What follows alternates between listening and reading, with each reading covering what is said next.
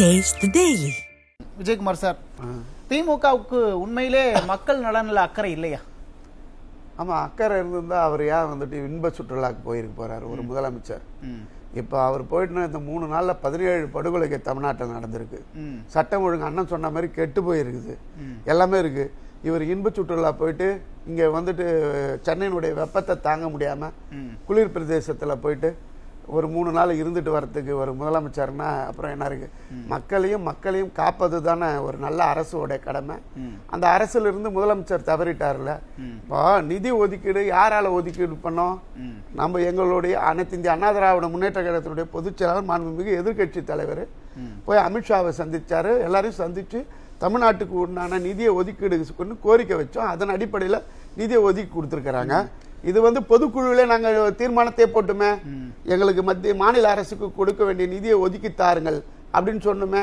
அதே போல கல்வி வந்து பொதுப்பட்டியலில் இருக்குது, மாநில பட்டியலுக்கு கொண்டு வாங்கன்னு சொல்லிட்டு நாங்கள் தீர்மானம் போட்டுமே. இப்படி மக்களுக்காக மக்கள் நலன் சார்ந்து உழைத்து கொண்டிருக்கிறது அனைத்து இந்திய அண்ணா திராவிட திமுக வந்து நிதிக்காக எந்த விதமான அழுத்தமும் கொடுக்க எங்க போராட்டம் பண்ணாங்களா? 39 பேர் ஜெயிச்சு வெற்றி பெற்றிருக்கிறார்கள். வார்த்தைக்கு சொன்னாங்கல்ல, தமிழ்நாட்டில் நாங்கள் 39 வெற்றி பெற்று விட்டோம், நாங்கள் ஆளுங்கட்சின்றாங்களே. இப்போ 39 பாராளுமன்ற உறுப்பினர்கள் இதை பத்தி ஏதாவது பாராளுமன்றத்துல பேசியிருக்கிறாங்களா, போராடி இருக்கிறாங்களா? நாங்க சொன்னதன் பேர்ல தான் எதிர்க்கட்சி தலைவர் போய் கேட்டிருக்காரு. இப்ப நிதி வந்ததுக்கு நாங்க இவங்க என்னங்க சொல்றது? இவங்க சொல்லின்றது மக்கள் தமிழ்நாட்டுடைய மக்களுக்காக நாங்கள் பாடுபடுகின்றோம், உழைக்கின்றோம். அதனால அந்த மக்களுடைய படுகின்ற இன்னல் துயர் எங்களுக்கு தெரிகிற காரணத்தினாலதான் நாங்க போய் கேட்டு வாங்கி தரோம்.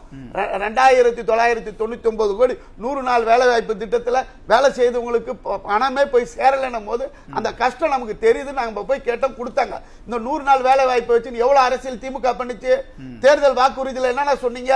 இந்த 100 நாள் வேலை திட்டத்தை 150 நாள் ஆக்குவோம், 100 ரூபாய் சம்பளம் பத்தாது, இந்த சம்பளத்தை உயர்த்துவோம். நீங்களே இந்த 4 ஆண்டுகள் ஆயிடுச்சு, ஏதாவது உயர்த்தி இருக்கிறீங்களா? அந்த 100 நாள் வேலையில கஷ்டப்பட்டு இருக்கிறாங்களே கிராம பகுதியில், அந்த மக்களுக்கு 150 நாளா உயர்த்தினீங்களா? நீங்க ஆட்சிக்கு வரவே தான் அவங்களுக்கு சம்பளம் கூட கொடுக்க முடியாம போயிடுச்சு. அதை புரட்சி தமிழர் எடப்பாடியார் அவர்கள் போய் பாரதிய ஜனதா பிரதமர் மாண்புமிகு பிரதமர் மோடிஜியும் அமித்ஷா அவர்களையும் சந்திச்சு வாங்கி கொடுத்திருக்கிறோம்.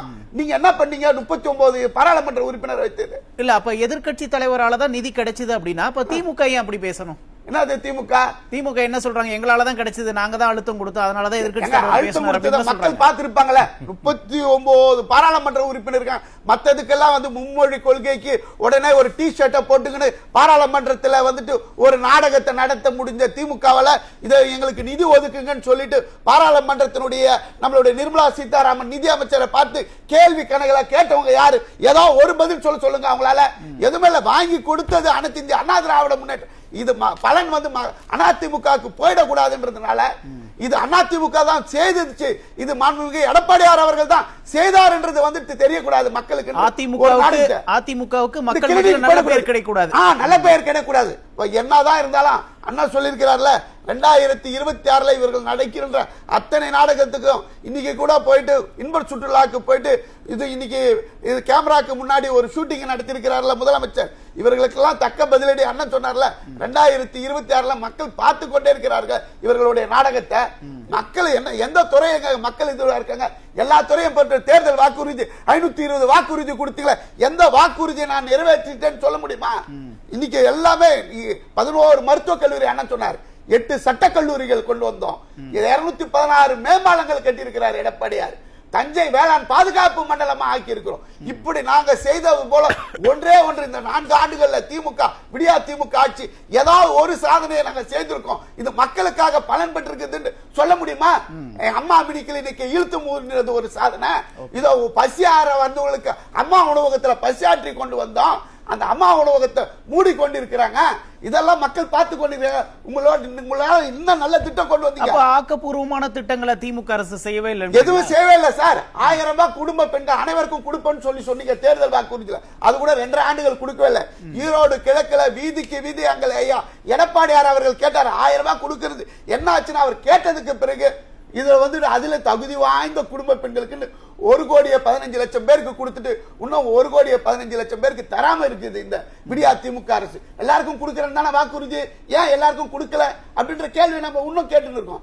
அதுக்கப்புறம் பஸ்ஸுகளுக்கு இலவச பஸ், அது பஸ்ஸுக்கு காத்திருக்கிற பெண் மக்களுக்கு தாய்க்குழுக்களுக்கு தெரியும் இந்த வெயில் காலத்துல அந்த பிங்க் பஸ் எப்பயோ ஒண்ணுதான் வரும். 10 பஸ் கட்டண பஸ் போச்சுன்னா ஏதோ ஒரு பஸ், அந்த பஸ்ஸுக்காக கால் கெடுக்க காத்து கொண்டிருக்கிற மக்களுக்கு, பெண்களுக்கு தெரியுது. புரியுது சார். இப்ப அதிமுக எதிர்க்கட்சி தலைவரோட முயற்சியால தான் இப்ப 100 நாள் வேலை திட்டத்துக்கு நிதி கிடைச்சிருக்கு, மெட்ரோ ரயிலோட 2ஆம் கட்டத்துக்கு நிதி கிடைச்சிருக்கு. அப்படின்னா எங்க இது மக்களுக்கு தெரிஞ்சிடக்கூடாது, இல்ல நாங்க தான் செஞ்சோம் அப்படின்னு ஒரு ஸ்டிக்கர் ஒட்ட திமுக முயற்சி பண்ணுது. அதேதாங்க முடியுது. இப்ப பொள்ளாச்சியில கூட அண்ணன் பேசும்போது சொன்னாரு, பொள்ளாச்சி சம்பவம் நடந்த உடனே அது சிபிஐ விசாரணை வைத்து குற்றவாளிகளை அத்தனை பேரை கைது செய்து அவர்கள் மீது வழக்கு தொடுத்தது அனைத்து இந்திய அண்ணா திராவிட முன்னேற்ற கழகம்.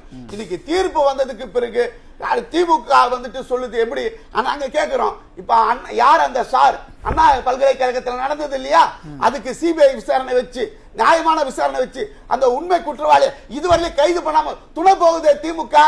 இப்படி பொய்கள் சொல்லுவதும் பொய்களை பேசுவதும் மக்கள் நல சார்ந்த பிரச்சனைகளை அனைத்து இந்திய அண்ணா திராவிட முன்னேற்ற கழகம் மத்திய அரசிடம் கொண்டு போய் நிதி வாங்கி கொடுத்தாலும் இந்த பலனெல்லாம் மக்கள் கிட்ட போய் சேர்ந்துடக்கூடாதுன்னு பொய்யை அரங்கேற்றுவது திமுகவுடைய வேலை தாங்க. ஏன் அது ஹம்பக்னு முதலமைச்சர் புலம்புறதுக்கு என்ன காரணம் நினைக்கிறீங்க? அதாவது இது அவர் என்னன்னா இது மக்கள் நல சார்ந்த பிரச்சனைகள், தேர்தல் களம் இன்னும் 10 மாதங்கள் தான் இருக்கு. ஒவ்வொரு பிரச்சனைகளும் அனைத்து இந்திய அண்ணா திராவிட முன்னேற்ற கழகம் மத்திய அரசோடு கூட்டணி வேற வைத்துக் கொண்டு இருக்கிறது. இப்போ கூட்டணி கட்சி எதிர்கட்சி தலைவர் என்ற முறையில் மக்கள் நல சார்ந்த பிரச்சனைகளை போய் கோரிக்கை வைக்கிறார். கோரிக்கை வெற்றோன்னு நிறைவேற்றி தருகிறது மத்திய அரசு. இதெல்லாம் பார்த்தோன்னே தன்னுடைய வாக்கு வங்கி ஏற்கனவே பாரதிய ஜனதா கட்சி அதிமுக கூட்டணி என்கின்ற போதே அவர்களுக்கு வயிற்றுல புலி கரைச்சிருச்சு, பயம் வந்துருது. இதுக்கு மேல மேலும் மேலும் கூட்டணிகள் அதிமுக பக்கம் வருகின்ற போது கூட்டணி வலுவாகிறது. இதெல்லாம் பார்த்த உடனே மக்களை ஏமாத்தணும், இதெல்லாம் இல்லவே இல்லை. நாங்க தான் என்ன நீங்க போராடினாங்க. நான் என்ன கேட்கிறேன், முதலமைச்சராக இருந்தவர் இல்லைன்னா 39 பாராளுமன்ற உறுப்பினர்கள், பாண்டிச்சேரி 40, நீங்க எதுக்காக இந்த ஒரு கல்ல எடுத்து ஒரு வெச்சம் அப்படின்றதுக்கு ஏதோ ஒண்ணு சொல்லுங்க. பாராளுமன்றத்தில் நம்மளும் பார்த்து தானங்க இருக்கிறோம். மும்மொழி கொள்கைக்கு நாடகம் ஆனாங்கல்ல, டி ஷர்ட் போட்டு பாராளுமன்றத்தில் போராட்டம் பண்ணாங்கல்ல. இதுக்காக நிர்மலா சீதாராமனை பாராளுமன்றத்தில் எங்கள் மாநில அரசுக்கு கேட்ட நிதியை நீங்கள் ஒதுக்கி தரவில்லை அப்படின்னு ஏதோ ஒரு கேள்வி யாராவது கேட்டிருப்பாங்களா அப்படின்றத சொல்லுங்க. இப்படி மக்களை ஏமாற்றி, அதாவது ஆனா முதலமைச்சரும் கடிதம் எழுதுந்தா தானே சொல்றாங்க.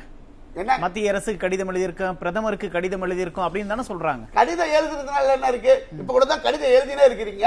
இது மீன் பிடிக்கிற மீனவர்கள் போறாங்க இலங்கையில, மீன் பிடிக்க மீனவர்களை இது பண்ணினே இருக்கிறாங்க. இதுக்கு என்ன நீங்க பண்ணிருக்கிறீங்க? நீங்க ஒரு முதலமைச்சர் எல்லாம் பாராளுமன்றத்தில் இருக்கிறீங்க, என்ன நீங்க போராட்டம் பண்ணிருக்கீங்க? என்ன இதுக்காக பண்ணி ஒரு மீனவ மக்களை ஏமாத்துறதுக்கும் தமிழக மக்களை ஏமாத்துவதற்கும் உங்களுடைய நாடகம் எதுவும் ஏன்னா பார்த்து கொண்டே இருக்கிறார்கள். நீங்க எதுவும் சொன்னது செய்தது கிடையாது, எதுவுமே பண்ணது கிடையாது. அதாவது தமிழ்நாட்டினுடைய வரலாற்றிலே ஒரு மோசமான ஒரு முதலமைச்சர் அமைஞ்சிருக்கிறார் இந்த முதலமைச்சர் தான். ஒரு மோசடியான ஒரு அரசாக இந்த அரசாங்கம் இருக்கிறது. இப்படி எல்லாத்திலையும் அதாவது ஒரே ஒண்ணுத்துல மட்டும்தான் திரு முதலமைச்சர் மு க ஸ்டாலின் அவர்கள் வெற்றி பெற்றிருக்கிறார்.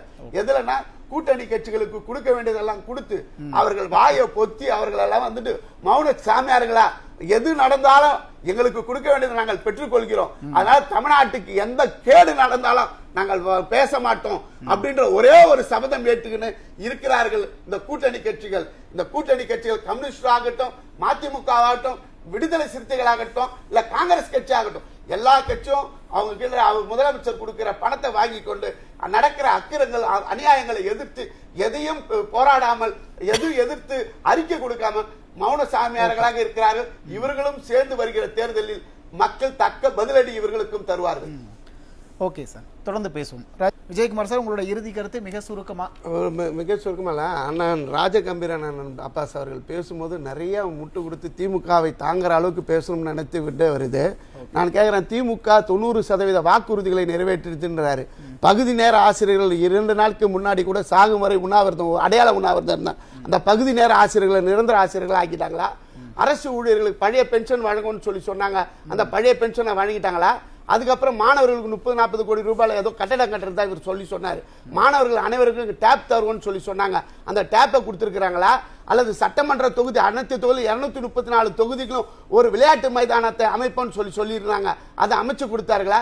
எண்ணற்ற வாக்குறுதி, எந்த வாக்குறுதிகளையும் நிறைவேற்றாமல் இப்படி பொய்களை சொல்லி நிறைய வாக்குறுதிகள் நிறைவேற்றல, அப்புறம் 99% நிறைவேற்றி அதான் கேட்டா நிதிச்சுமை அப்படின்னா மக்கள் வரிச்சுமையை தான் கூட்டிட்டீங்களே, அதுக்கப்புறம் நிதிச்சுமை எப்படி வந்தது?